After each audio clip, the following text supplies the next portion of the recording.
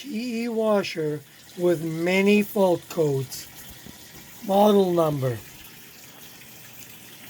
GTW680 OBMKODG. There was issues with the door lock not functioning, not locking. We ended up having to buy a new board.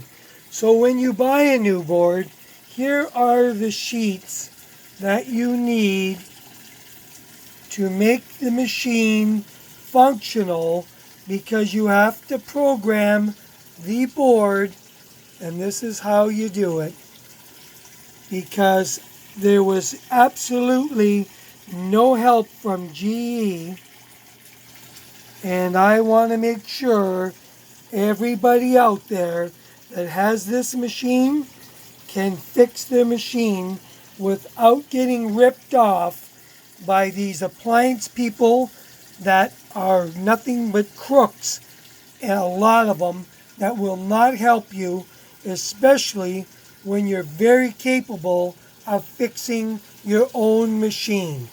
So please view all the sheets, and I'm hoping this data helps every one of yous out there to fix your machine.